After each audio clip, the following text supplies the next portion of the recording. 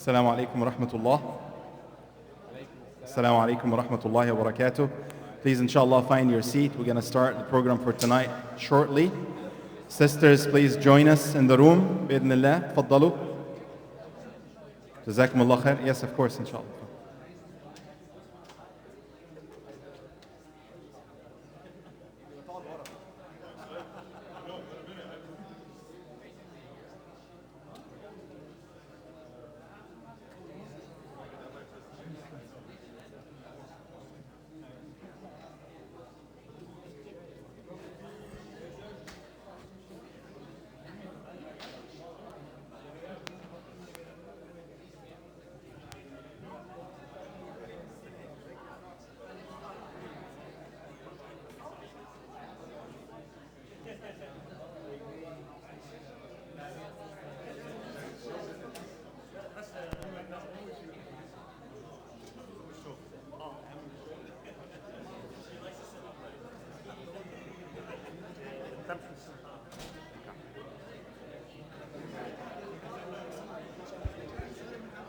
كيفك يا سعد؟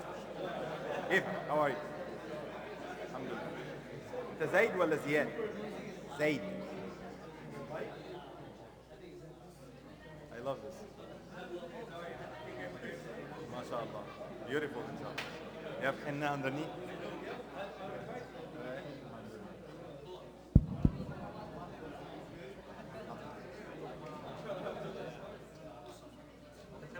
Shabab, we're going to start, inshallah, bismillah. Wrap up this final, inshallah. How are you? How are things? We're going to start soon, inshallah.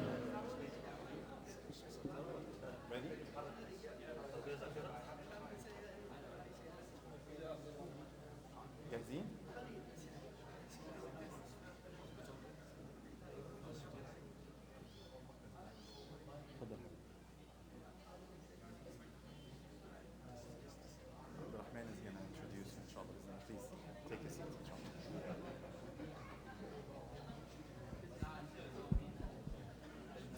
Assalamu alaikum wa rahmatullahi wa barakatuh.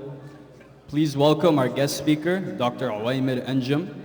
Dr. Ovamir Anjum is the Imam and Endowed Chair of Islamic Studies at the Department of Philosophy and Religious Studies at the University of Toledo. His work focuses on the nexus of theology, ethics, politics, and law in Islam, with a comparative interest in Western thought.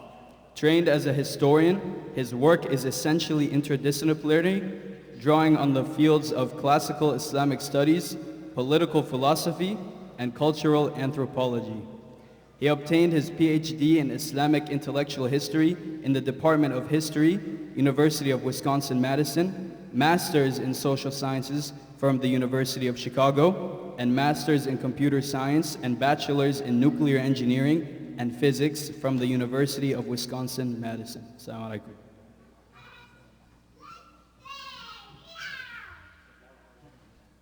السلام عليكم ورحمة الله وبركاته. بسم الله الرحمن الرحيم. الحمد لله والصلاة والسلام على رسول الله. I love, first of all, mashallah, the VIP chairs. I want to be sitting on one of them. So today I want to talk to you about where we are today as the Muslim community, the moment in which we find ourselves. I want to take stock of the American Muslim community, Muslims in the West, but particularly Muslims in America. But let me start by talking about what's happening around the country. What's happening? What's happening that's interesting? Anybody? Colombia. And along with Colombia, over 24 schools. In fact, now their number is increasing. And what's happening there? Protests. These protests are happening because, of course, of an ongoing genocide in Gaza. Just today, earlier when I was talking to my daughter in who is at Ohio State University, where there are protests going on at Ohio State. She was there with the protesters, and a number of them were arrested. But she was telling me the story, and I thought I would start with that story. She said that the students, mostly Muslim students or students for justice in Palestine students, MSA and others, they came together and they decided they're going to hold hands strongly, like with each other, arms, and make a circle. And increasingly, so there's Muslim students and then a lot of non-Muslim students. And subhanAllah, one thing that was really remarkable and a little embarrassing, most of the Muslim students were sisters. Brothers were a little afraid. They were there, but mostly sisters, Muslim sisters showed up. Of course, partly because brothers know that they will be targeted, but nevertheless, that's something for us to think about. As the police came, and they were not only police, but snipers that apparently existed, and it has been now confirmed. They had snipers with their guns pointed at the students. It didn't go off, but now it's been confirmed, and parents are now working to sue the university for that. There is a lot that we can do. But the point is that it was the courage of some students to go and protest. And at first the protest did not draw too much attention until the Muslim students among them began to pray. They decided to pray Isha right on the spot, in the middle. And as they were praying, now the police, who had been watching for a long time, since in fact a couple of days they had been watching the protests, but they came in, and as the salah is going on, they prayed Salat al-Isha, but when they realized that it is salah that is drawing all the attention, they prolonged their prayer. I don't know what they prayed, but they started praying sunnah, they started praying nafilah, they started praying tarawih again outside Ramadan. It took them an hour or long. And what happened as a result is the protest is now getting louder and louder. The non-Muslim students are saying, let them pray, let them pray, let them pray. That's their chant. Okay? And the police is now getting aggravated. Somehow, of course, they're trained often in Islamophobic tropes. So they attack now as the prayer is going on, and a number of them are taken to jail, and then, after one night they're let go. But what's interesting, the reason I want to draw your attention to this is that Islam is at the heart of this protest. And Islam is at the heart of this movement that is starting across and spreading like fire across the country, in the top colleges in the world, in fact, like top colleges in the country and top colleges in the world. Now, what is the percentage of Muslims in the United States? Does anybody know? What's that? 1 to 2%. The statistics are themselves contested. They're political.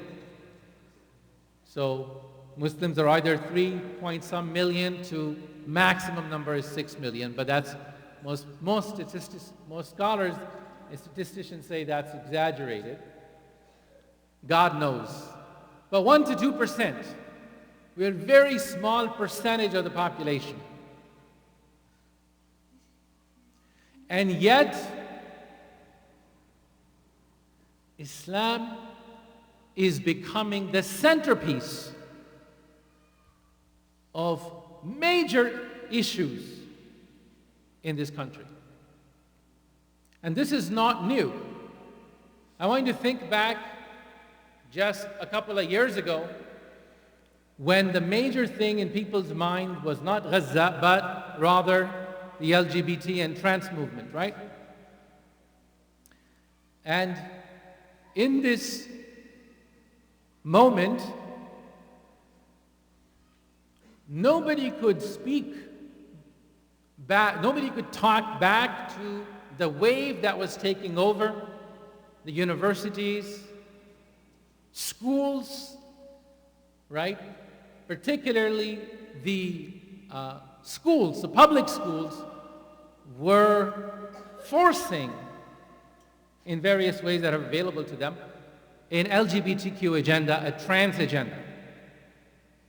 And that's still going on, that's slowed down, but the point is that this is a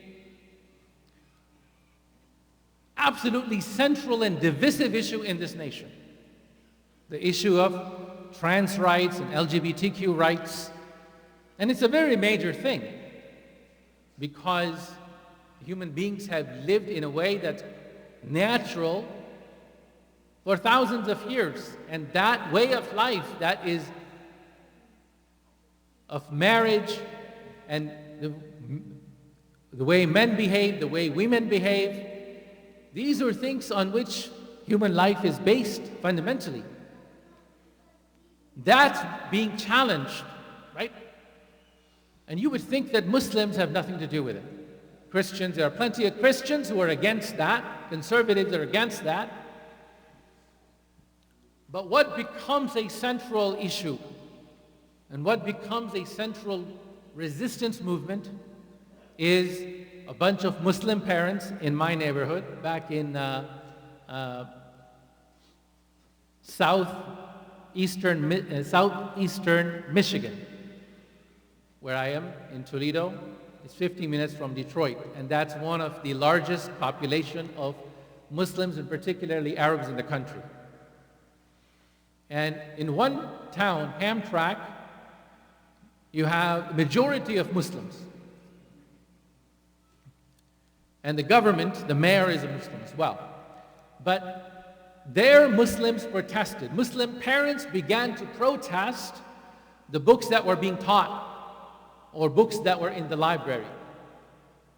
Do you guys remember that? Now what's interesting is that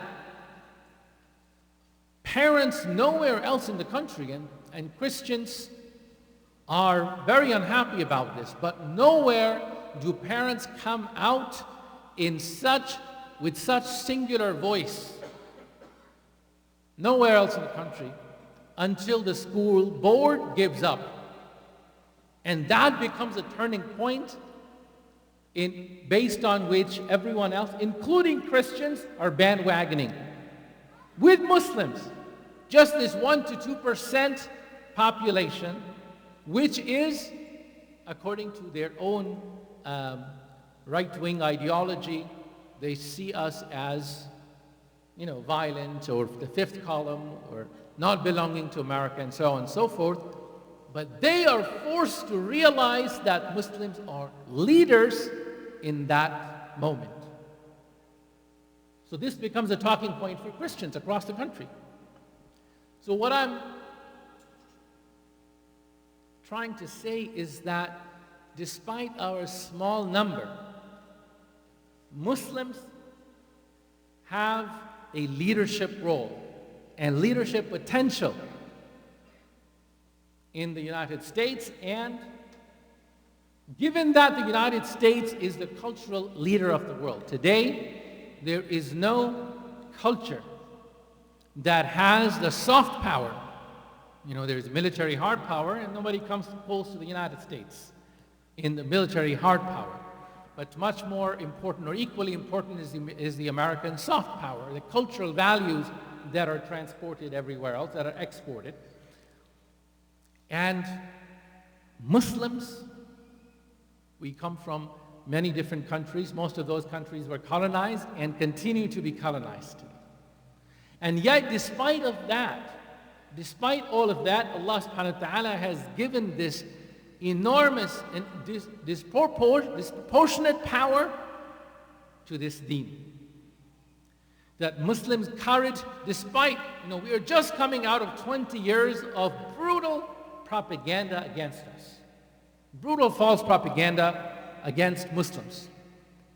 After 9/11, 2001, the global war on terror starts. And this global war on terror, it's a global phenomenon. Everywhere in the world, tyrants, whether it's Myanmar or the occupied territories in Palestine, or whether it is India, or it is the Muslim countries themselves, these governments are using the tools provided by the United States.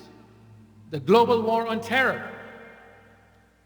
To China, of course, our brothers and sisters, the Uyghur, they are being persecuted by this global war on terror. What is global war on terror? It's a set of ideas and a set of permissions. Ideas that if you have Muslim populations, you can go persecute them. Nobody will ask you, so long as you can use magic words that these are terrorists. And then there are legal and institutional ramifications that go with that. Despite all of that, look at what is happening today. This was unthinkable 10 years ago. This was unthinkable 5 years ago. So we are living in historic times in which Allah subhanahu wa ta'ala is showing us, giving us a leadership role in the world. The example of parents protesting in Hamtramck,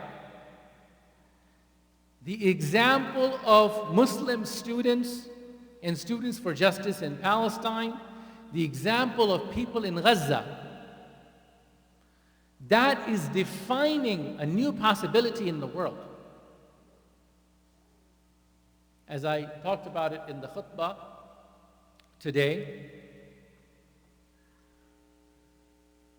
this world feels hopeless against the power of that 1% and the tiny percentage of the population that have the billions, that have the militaries.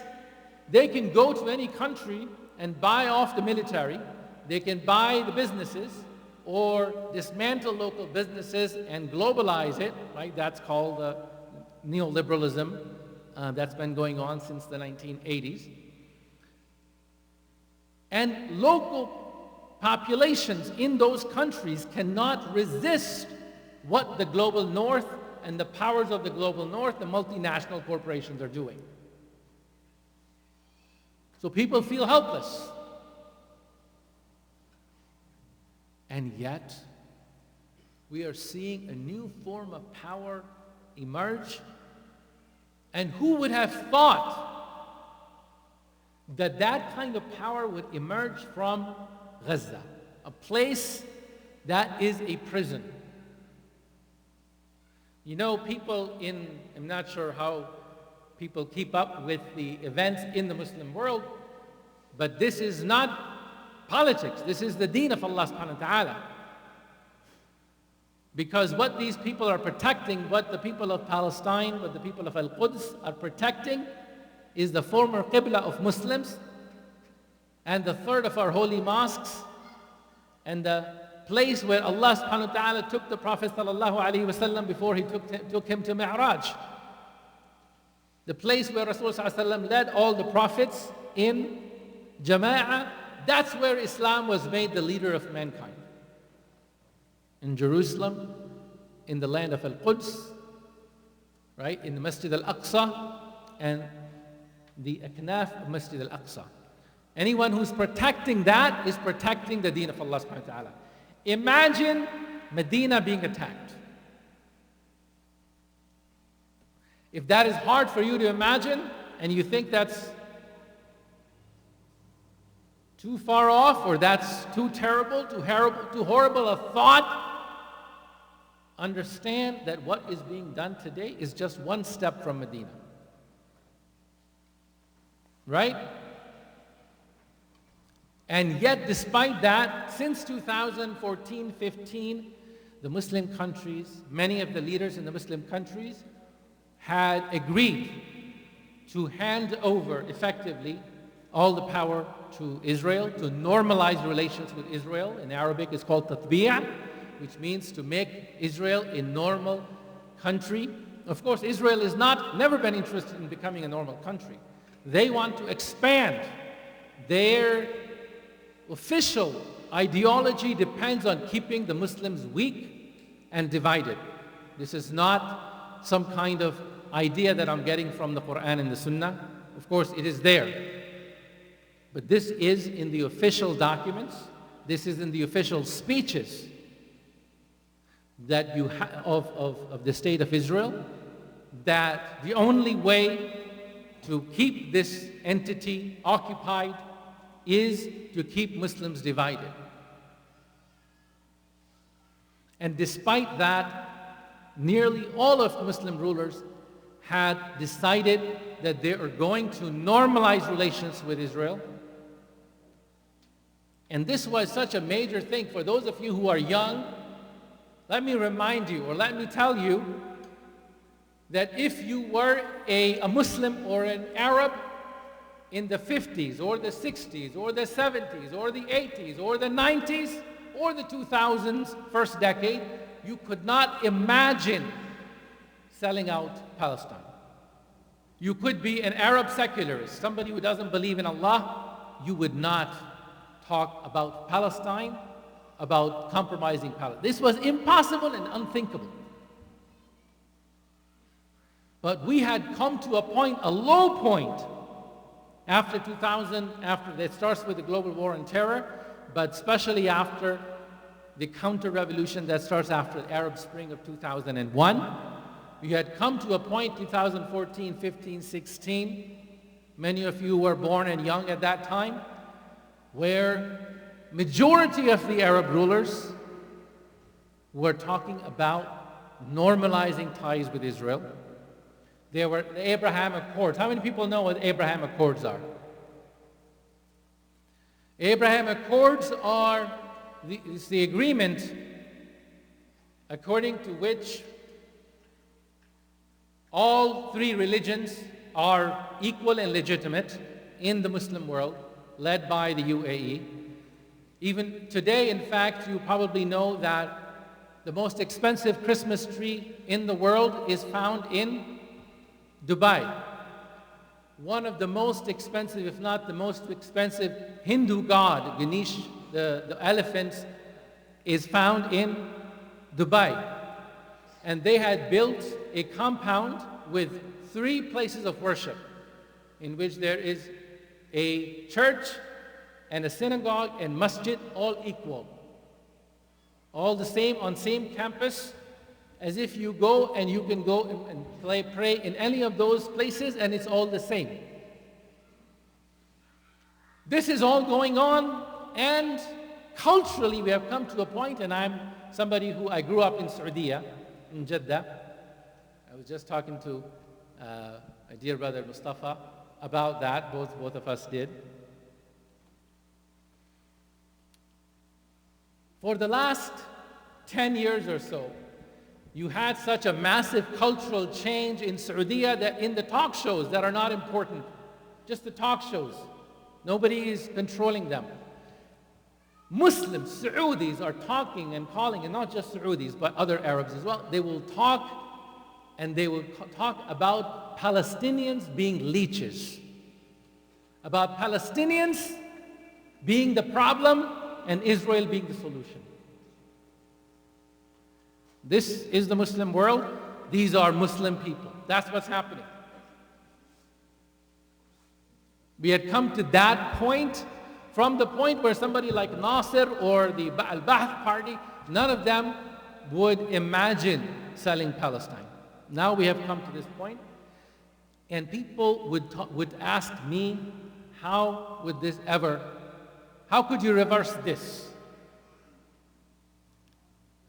I've established an institute called the Ummatics Institute to discuss the issues of the Ummah and to bring the scholars and experts to talk about the Ummah. And when I would talk about the institute, It's online, you can go and follow it. It's called Ummatics, U-M-M-A-T-I-C-S, ummatics.org. When I would talk about it just until last year, people would tell me, you are dreaming to talk about the unity of the Ummah and strength of the Ummah when even our Qibla, our first Qibla is being sold and Muslims themselves are turning away from it. What are you going to do about it? And I had no answer other than the trust in Allah subhanahu wa ta'ala that I don't know, but we have to plan. And we have to do our part. And what has happened for the last few months in Palestine, in Gaza, where people who had been completely written off, as you know, this prime minister, some of my Palestinians call him Netanyahu. So Netanyahu went to the United Nations, a United Nations meeting, and held up a map in which there was no Palestine. Palestine was gone. And he was boasting that everybody, UAE and Bahrain, have normalized, the rest are on the way, and Saudi Arabia is the next country to normalize, and when Saudi normalizes, it's the biggest country in the region, it's over. There's no resistance possible once Saudi neutralizes, or at least that's the idea, right? Once it naturalizes. And all of that, the last 10 years of betrayal, the ideological changes, and there is so much going on, I cannot go into it. So many conferences that are taking place in the world, so many backhanded deals in which, unfortunately, some of the Muslim scholars are also involved, in which Palestine is being erased. There are Muslims who are preparing to say Muslims should not only give up Palestine, but also part of Masjid al-Aqsa, give it to the Jews, if that's what makes them happy. Can you imagine that? And it's not because Jews don't have a place to pray. If there were Jews who are religious, who don't have a place to pray, they can pray in the masjid. That's never the problem of Muslims. But that's not the issue. But these Muslim scholars are saying that basically those people who are protecting Masjid al-Aqsa and those Palestinians who go every year, especially during Ramadan, to make sure that the extremists among the Jews who come and want to occupy, they don't come take the Masjid al-Aqsa. These people are extremists. That's what these Muslim scholars are saying. This is how far we had gone until the resistance began. And now we have come to a point where the entire world, the entire global south has risen up. How did this happen? This is actually a question, so I want you to think about this and give me your thoughts. What do you think caused it? How is it possible that a group of people that are effectively living in an open-air prison, in a concentration camp, and this concentration camp is so strict that in 2020, 2021, for 2 years or so, Israelis did an experiment where they even calculated the number of calories that could come into Gaza. This is something you cannot even do in a prison. This is worse than a prison. And every year, every couple of years, they bomb these people. You know what they call it? I'm sure all of you know now. What do they call it? Mowing the lawn. So these are people, and this is all coming out. At that time, all of this is hidden, and they would deny everything, right? People who lived under such conditions have changed what the greatest powers of the world, with the greatest media power in the world, the greatest military powers in the world, and the greatest oil wealth in the world. All of them have combined and have come together to decide that we want to erase these people. And now they have nowhere to hide. They are on the defensive, and this is just the beginning. So I want us to see in this the promise of Allah subhanahu wa ta'ala. I want us to see in this the truth and the promise from Allah subhanahu wa ta'ala. I want us to see in this the power of al-haq. And I want us to see in this the power of the struggle for the sake of Allah subhanahu wa ta'ala. Because we had religious scholars for a long time, but particularly last 10 years or 20 years, were saying that any resistance is futile. Not only is resistance against injustice useless, it is the source of all the problems. That's what they were saying. They were saying that all of this violence, all of this struggle, why don't you just sit back and take it? Why don't you just disappear? These were religious scholars. Not true ulama. I don't want to call them ulama. These are people who are clerics, people who use Islam. They were the true ulama, were always aware of the promise of Allah subhanahu wa ta'ala, and there have been many. They are the majority among the ulama. Nevertheless, they're not the ones who appear on the television. They're not the ones who have the podium. So, this is the promise of Allah subhanahu wa ta'ala that we are seeing coming true in our own lifetime. Growing up, we used to read stories about the Sahaba that seemed impossible.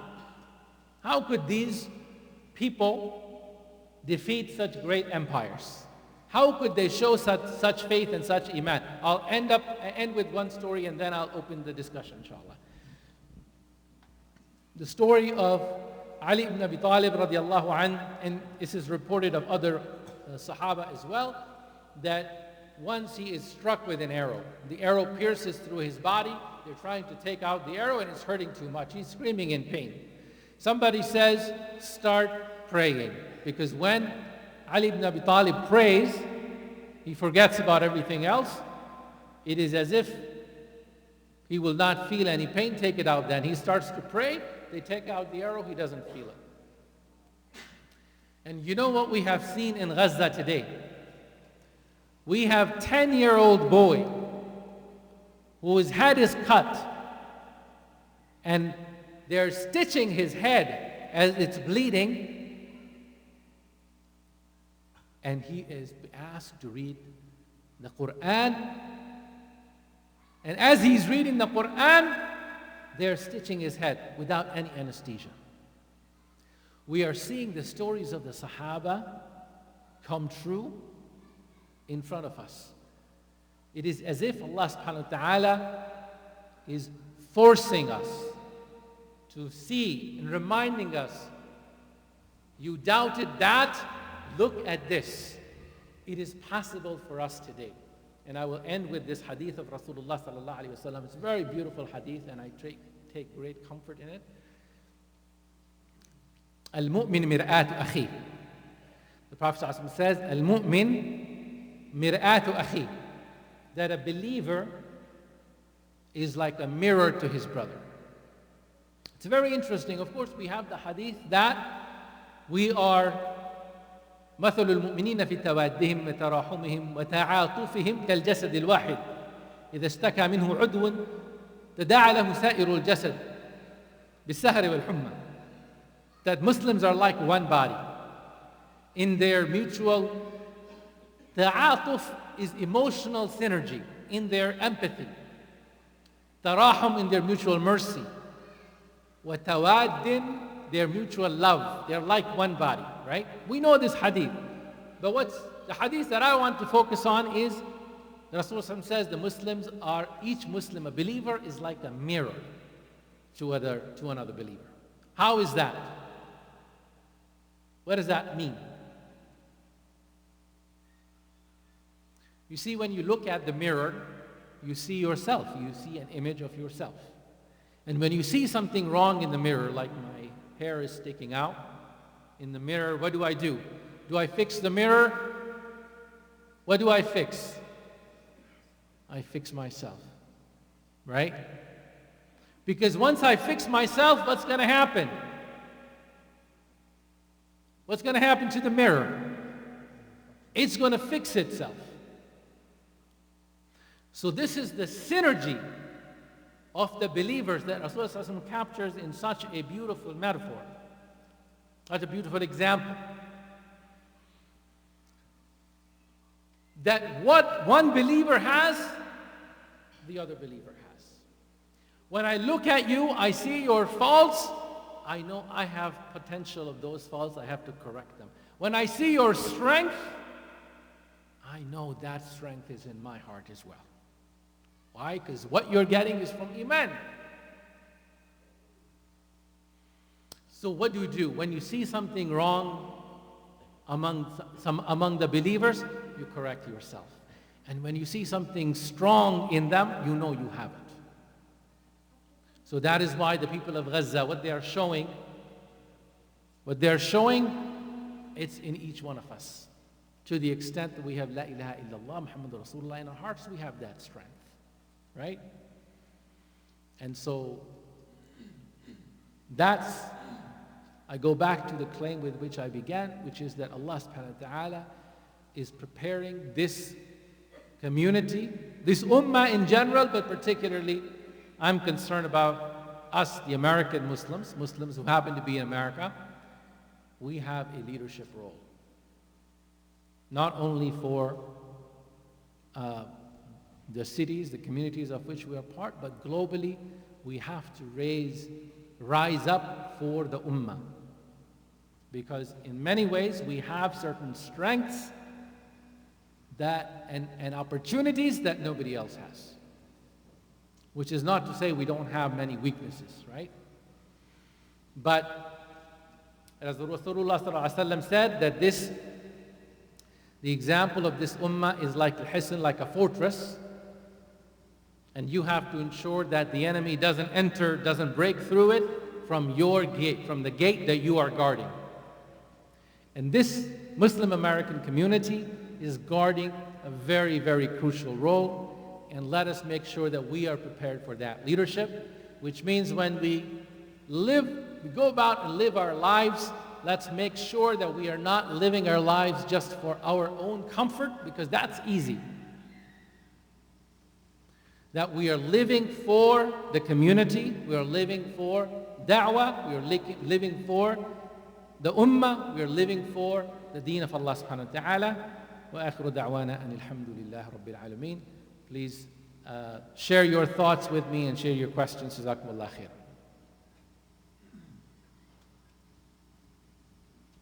Should I just start taking questions? Okay. Yes, brother. Back there. I know, I was just checking. I was just asking for permission. Okay. So I have two things. One is an ask, since you have more exposure with Imam, the scholar, with this. And so one thing, I mean, I know it changed right now, but in the beginning of the issue with Gaza, I attended many sittings like this, and people were talking about Gaza issue and Palestinian issue and the Arab, and I was like, it's not a Gaza issue, it's not a Palestinian issue. All I care the interesting thing is Palestine.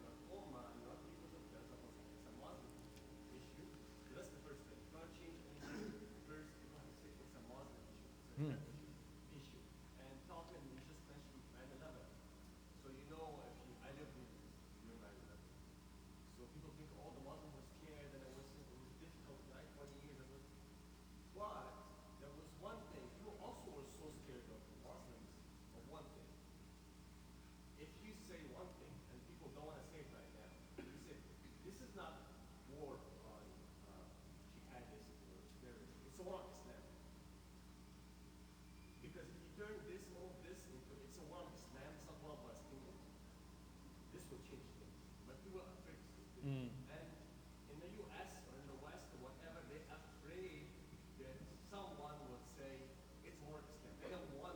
They don't want it to be this way. Yeah. And if you hear, of course, political or Dogan or anybody, they tell them if you want it this way, you can make it this way. Yeah. That's the first ask of the scholar to really stress on this, even during the celebration of Eid, and you see congratulations, for the Ummah, the Arabic Ummah, or what's Arabic? There's no Arabic Ummah, there's no Turkish Ummah, there's no, they divided us. It's the Islamic Ummah. It's like United States of America, right? We were the United States Islamic State, the Khilafah before, right? I could have taken my part from Morocco down to Kazakhstan without any border. We were this way, and we need to go back this way. So the ask is to stress on this. No such thing as Arab. Ask of you and all that, man. It's a Muslim issue. Never mention it's Arabic. It's Very good. So, Jazakumullah khair. Excellent question. The 2 points that you made, I just want to repeat them. One is that this is an Islamic issue, this is a Muslim issue, and not just a Palestinian issue. This is absolutely true, but we also should remember a little caveat, which is that it is the Palestinians who have been leading. They are the ones hurting, they are the ones leading. We have to acknowledge that the rest of the Muslims have not been leading the issue, and we need to. But we need to first put, right, our money where our mouth is. In the many communities that I'm aware of, including my own community, the people who are doing most activism until the ball gets rolling. Now things are rising, things are boiling, and that's different. But it was the Palestinian kids and Palestinian families that are begging other people to come out to protest, to do something. And for years, decades, that's been going on. So I want to acknowledge the fact that the Muslims feel like we have many other problems, that it's not our priority, until things boil over and we realize that we have to. So what you were saying, brother, is absolutely the ideal. That should be the case. But let's recognize that that's not the case right now. And so, also I want to acknowledge that Rasulullah sallallahu alaihi wasallam acknowledged that people have closeness to their tribes. People have a loyalty and solidarity toward their tribes, and he used it. In warfare, for example, he would give banner of the Ansar separate from that of the Muhajirin, so that if you're feeling like losing or something, when you feel that it is not just me, but my entire clan and my neighborhood and my people are going to be embarrassed, you don't want to be embarrassed in front of Allah and His Messenger, you try harder. So in that sense, to recognize that this is an issue of Palestine, and that Arab, for example, the Arabs, are often much more affected by this. And today, if you look at, again, I'm saying this with great pain in my heart, and I am South Asian myself, the people that are most likely to go make alliance with the opposite side, visit Israel, are South Asian Muslims. Embarrassment, but we have to acknowledge that South Asian Muslims are well established in America, and Israeli lobby targets them because they happen to be in leadership, they are well established, and they are usually what is used to bypass Arab and Palestinian leadership. I'm saying this not because this is okay or acceptable, but so that we can be prepared and we can recognize the weaknesses that we have. But your point is well taken. That is an issue of Muslim Ummah. And I also want to say that historically and even today, it is the Muslim street across the world has risen up. That historically, for hundreds of years, it is the Ottomans who protected the land, right? Protected all of the masajid. And historically, these things have not mattered to us. But today, as the brother correctly said, the borders that divide us today were created by our sworn enemies in the First World War, right? When the Ottoman Empire is dismantled in 1914 through 1918, the First World War. If you look at their documents, and we just published at the Umatics Institute a document that shows Sykes-Picot's clerks, when they are talking to each other, one of the things that they say explicitly, right? Sykes-Picot, does anybody understand what Sykes-Picot means? There are young people who don't know. Raise your hand, it's okay, I can talk about it. So Sykes and Picot. Picot French, Sykes, Sir Mark Sykes was the British clerk, if you will, political official, who sat together and divided up the Ottoman Empire, which became the current Middle East. So all of these countries were created by Sykes-Picot agreement. And these people, so these clerks, with this new document in which the clerks are talking to each other, they're saying that you do not want, so our goal is that these Muslims should not ever be united because their religion demands unity. But whenever they become united, they become a challenge. So you have to ensure that they are never united. So this was explicitly the plan to keep Muslims divided. So the flags under which Muslims fight today, the anthems that touch the strings of our hearts, your Jordanian, your Palestinians, your Syrian, your Lebanese, these were all created for the purpose of dividing us by the people who are the enemies of Allah and His Messenger, who are explicitly saying that we have to stay weak. And this is not secret, this is not some kind of conspiracy theory, right? These are all public documents now.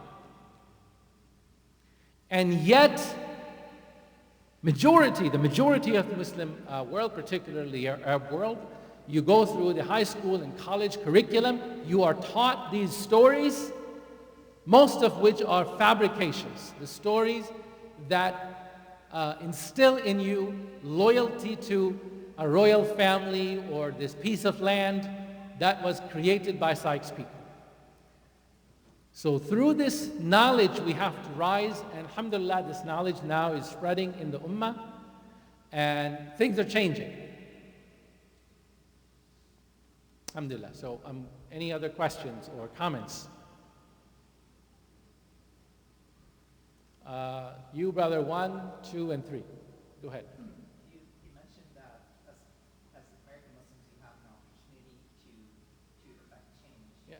I had a follow-up question about that. So as you very well may know, in 2000, the Muslim community in the U.S. was really proud of the fact that we helped George Bush get elected. Right? We were like, we issued press releases that, oh, it was our vote in Florida that got him elected. And then in 2020, again, we were really proud of the fact that we helped Joe Biden get elected. Right? So I'm not against political engagement, like far from that. But is it wise for Muslims to be so explicitly participating in presidential endorsements, given that our track record of choosing the right people hasn't been so good? It has been so good. No, absolutely, you're right. When I say we are becoming the leaders, you will note that I did not talk about electing president. So that's your answer, right? It is when we stood up against the entire country, the entire establishment, for the sake of what is truth, for modesty in Michigan and elsewhere. That's when we became the leaders. We became the leaders because even our sworn enemies, the fundamentalists, right, recognize that these people have got something real that even we don't have. They have a backbone. And similarly, what's happening today, we are changing the discourse in the colleges, and that's going to last for decades. I'm not saying that's the end of it. That's the beginning of something. We can make it. If for those of you who are interested, please go and study the history of the 1960s and 70s protests in colleges and how they remade American culture. This time, it is Muslims who are playing an important role, but I'm aware of the challenge that the brother posed here and the challenge that you posed, which is that these struggles can be hijacked by secular ideologies. Until today, for example, the Palestinian cause is backed by and supported by the left. And we cannot say no to the fact that they have a conscience and they happen to be opposed to these injustices because they are opposed to the establishment. They ended up on the right side. In the next battle, they may be on the wrong side. We cannot make our alliances with the left as our end-all be-all. But at the same time, this alliance, this depth, where are these kids around colleges who are exposing themselves to danger? Why are they doing this? Because there is such a thing as fitrah, because there is such a thing as truth and justice, and they have hearts, they are human beings, and that is something beautiful. Right? Many of the people that protected Islam in its infancy, when Rasulullah ﷺ is protected in Mecca, who is the one protecting him? His uncle Abu Talib and his clan, not just his uncle, but entire clan of people who are non-Muslim. Why? Because they're driven by two things. They're driven by their asabiyah. This is Banu Hashim. This is my man. I'm not going to let him go. Right? I'm not going to. In the same way, they say human rights. That was the human rights of the time. They're using that discourse. And the Prophet did not reject it, alayhi salatu wasalam. The Prophet honored it. The Prophet worried about it, cried for his uncle on his deathbed. I wish he would come to Islam. And many of these people will come to Islam. Alhamdulillah. That's happening, right? But the point is that when they are supporting our cause, you have to respect them. You have to honor them. You have to encourage them. You have to acknowledge, despite the fact that they have their idols that they worship. Right? So this is the beauty that Allah subhanahu wa ta'ala gives us supporters. We should not take that support to be our God that we worship. Now. Yes, sir. So, how to address the Palestinians' right to defend themselves, their land, their families, in an unapologetic way, while legally most of the Palestinian movements are recognized as T groups and not resistance? So that's a very good question of how do we advocate for Palestinian rights when the Palestinian movements are recognized as or labeled as terrorists or otherwise maligned. So first of all, educate yourself. There are, and I'm sure that, I don't mean to target you, but we have to educate ourselves. That's not the case actually. So for example, when I was asked in a faculty setting about Hamas, I said what the United Nations says. United Nations says that it is not a terrorist group. United States says it is. All you have to say is this is United Nations opinion, United Nations. And so it is a resistance movement, and resistance movements, and by international law, have a right to resist. So you have to educate yourself about how to engage in this dialogue. War crimes are not acceptable, but resistance is a protected right.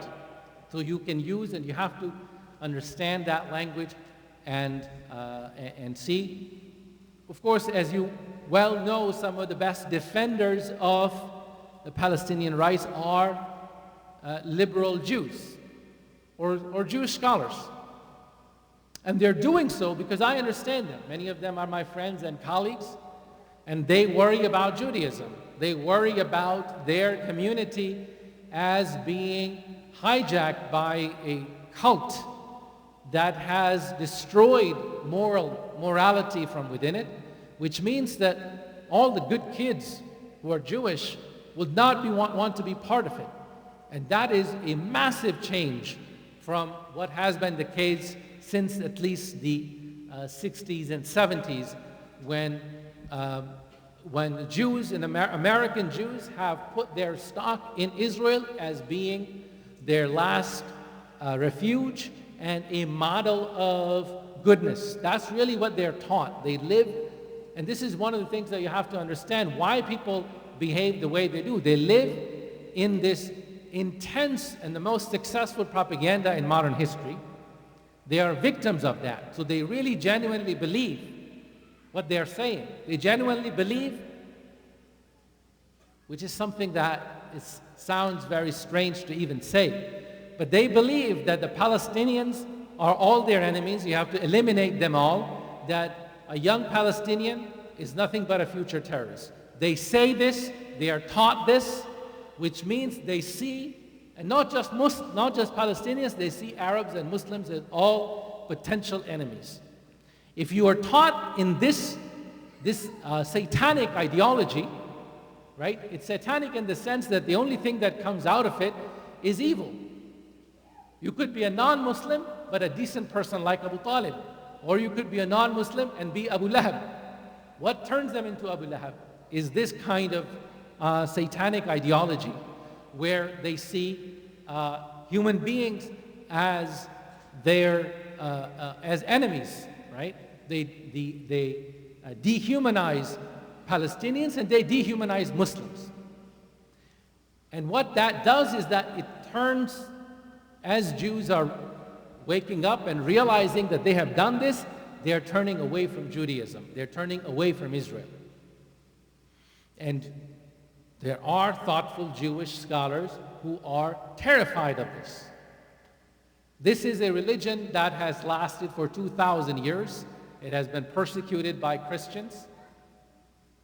And now, in the modern period, it is self-destructing by becoming hijacked by a murderous ideology. So they have a good reason to be terrified.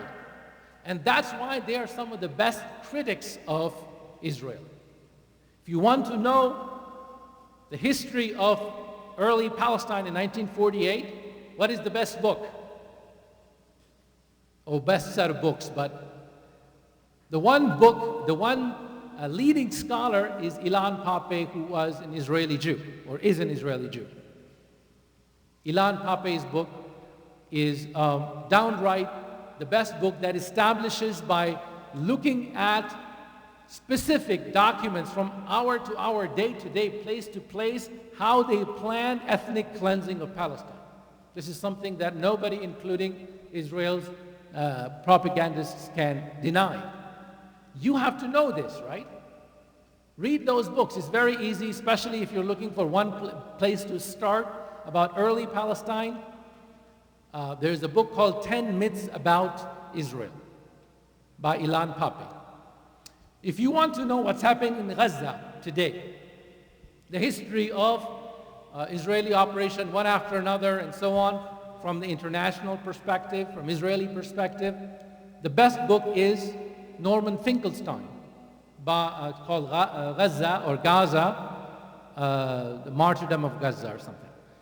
So my point is that you have to arm yourself with this knowledge. And alhamdulillah, now, because of what people did, and because of the integrity and resistance of the people of Gaza, you are seeing that increasing number of scholars are coming out and speaking clearly and seeing. Many of the scholars in the academy have actually turned over and realized what's happening. Many of my colleagues in the academy as well. So arm yourself with that knowledge. And I actually suggest a workshop. Maybe some of you who are more aware can invite some Palestinian scholars And I should say not Palestinian. I take the brother's point. I shouldn't say Palestinian scholars, but the scholars of this ummah that are struggling for Gaza. Many of them happen to be Palestinians, right? That we have to change that. We have to change that. But invite them for workshops so that you can practice these arguments. So learn these arguments and figures and practice them. Especially for young people, I think that such workshops would be terrific. Now, I haven't seen a hand from here, but I have Mustafa's question, and then, yes, sister.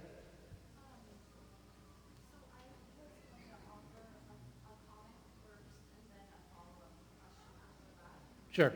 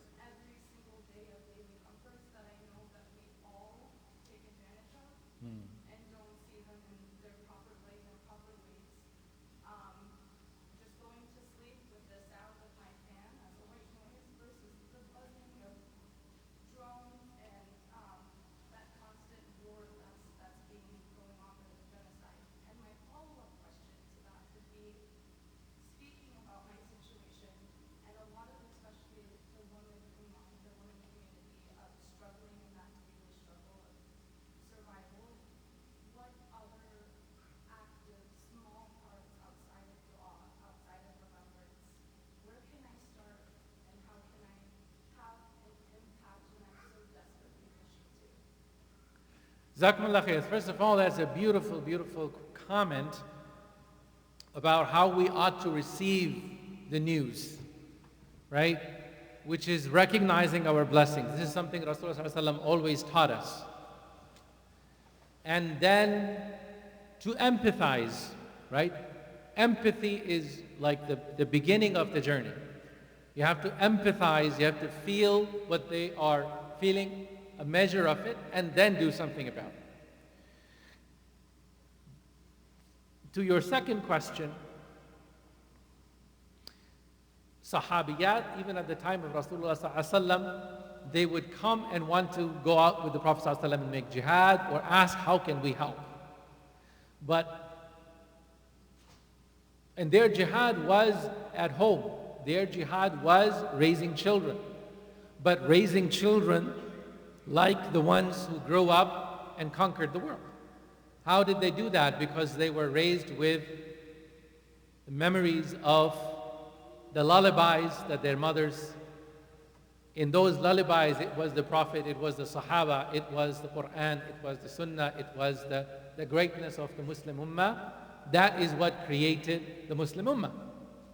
And I can tell you, not that I am myself any kind of accomplishment, but what drives me is my mother's lullabies. I remember when I was very little that my mother would say, and for us it was Palestine as well as Kashmir.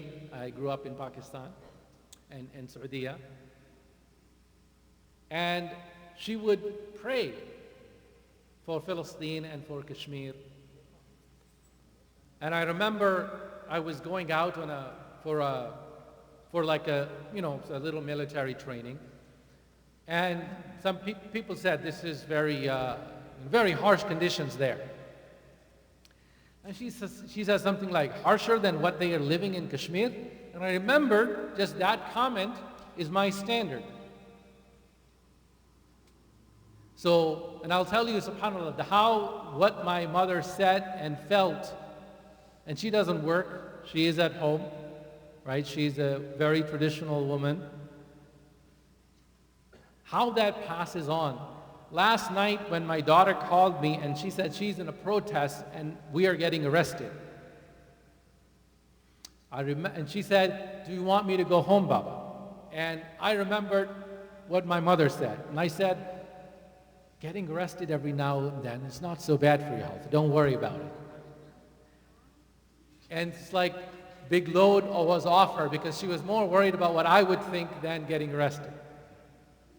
But the point is that it is the seeds that our mothers plant that later become mighty trees. So what you have to do as mothers and sisters and wives and yourself as speakers and writers, that is enormous. That is what's going to create our future Ummah. So I often say that the change has to start with the lullabies. The change has to start with the songs, the poems that our children learn today. All right? Jazakumullah khair. Yes, sister. Yeah. You talked about how to bring the Ummah together. And unfortunately, today the reality is that people find legitimacy in that difference. No. Everybody will say, that's right, that's my way, that's the right way, and then find reasons to be ununified. So what are an advice for our locality, and for our day-to-day operation, not necessarily as leaders, but as a Muslim that deals with different communities, different brothers and sisters? How do we embody that unity in our day-to-day dealings? And what do we teach? Okay, very good. Jazakumullah khairan. The excellent question is, how do we embody unity in our day-to-day dealings? First of all, I want us to understand that supporting the cause of, let's say, Palestine, or maybe tomorrow it's the Uyghur, in Eastern Turkestan, who are being persecuted by China, or the 200 million Muslims in India that are on the verge of a kind of a cultural genocide, one might say. There are lots of threats to Muslims. For you to become involved in one of them is not a zero-sum game. This used to be something that I used to hear from Muslims, sometimes Muslim scholars and leaders, which is that I don't have time for Palestine. In fact, they used to say, Palestine is not my burden. Now, I cannot find excuse for that statement, that sentiment. But I can try to understand it. What they were thinking is that I have to worry about my streets, the homeless on my streets. I have to worry about the fact that the Muslims in America are being targeted. But there was a fundamental error that they were making.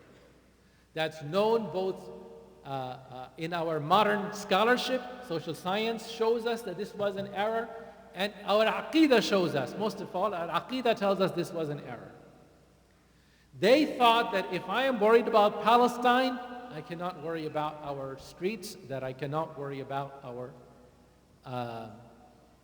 The inequality in our communities, I cannot worry about African American brothers and sisters. I cannot worry about Uyghur, and that's number one, that's wrong. Empirically, that is wrong, because usually when communities come together to mobilize about one issue, they are much more likely to mobilize about other issues. Whereas the communities that have never mobilized about anything, they don't know who to call when you want to start a protest, they actually will not know even when their own community and their own son is arrested, they wouldn't know who to call. They think that they are doing this for Palestine, but what our Aqidah tells us is that, and our social science also tells us, it's called resource mobilization. When you know who to call, when you know how to make up those protest signs, when you know how to come together on a campus and hold hands together, you know how to do that for others, right? You know how to do that for one group, you know how to do that for the other group, and you know how to do that for yourself. So resource mobilization is a skill that communities have or don't have. And once we realize that we have it, we become available to each other. So the person that you met in a protest or a workshop about Palestine, when you have an issue with your child, you might call them, right? It builds brotherhood and sisterhood in a way that wouldn't exist if you didn't have anything in common. So in a sense, the Palestine is a blessing from Allah subhanahu wa ta'ala. As somebody who grew up I grew up in South Asia, who grew up in the Arab world, the Arabs would have sold out easily and embraced nation states if it were not for Palestine. Palestine is that one thorn that makes it impossible for Arabs to forget how this was all done. And you will see all of the Islamic movements and the intellectuals that speak for the Ummah, they usually are from Palestine or passed through Palestine or talking about it or were motivated by Palestine. So my point is simply that one cause of the Ummah does not mean that you cannot worry about other causes of the Ummah. It doesn't mean you cannot worry about other causes for your locality. I'll tell you one very small example. This year, when we started Ramadan, we were sort of excited about Palestine and we came together and I proposed one of the things that we want to do is remove water bottles from the masjid. Now this is very hard for Muslims to do. For some reason, most Muslims, especially immigrants, come from cultures where we never saw a water bottle, and all of a sudden, our Ramadan is not complete without. And many of those bottles are not even open, half open, and they are thrown away. Somehow, we come from cultures that were zero waste. I remember my grandfather, Allah yarhamu, would go around after the weddings and collect all the bread. Because how could you leave bread out? So he would collect the bread and eat it for a long time. Because the bread is sacred. It's from Allah subhanahu wa ta'ala. Rasul says, hadith in Sahih Muslim, when you eat every single part of your food because you do not know which one has the barakah.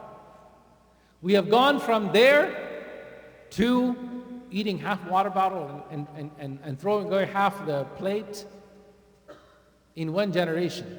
That's something I'm ready to cry about. Nothing funny about it. How does that happen? So we started this movement to remove water bottles. Alhamdulillah, I will say we failed. I wish I could tell you different, but the number of bottles went down, and then the last 10 nights of Ramadan, people are like, okay, now Allah give me all the reward, and I will waste all the water bottles, because we forget. So my point is that, I mean, we started another movement with it, and we have to keep on adding to it. And This was possible because people were excited and together, right? And once we realized we have something called agency, okay? I know I've gone past my time. I'm going to give you one word to remember. Agency. When you think of the word agency, what do you think? What does that mean?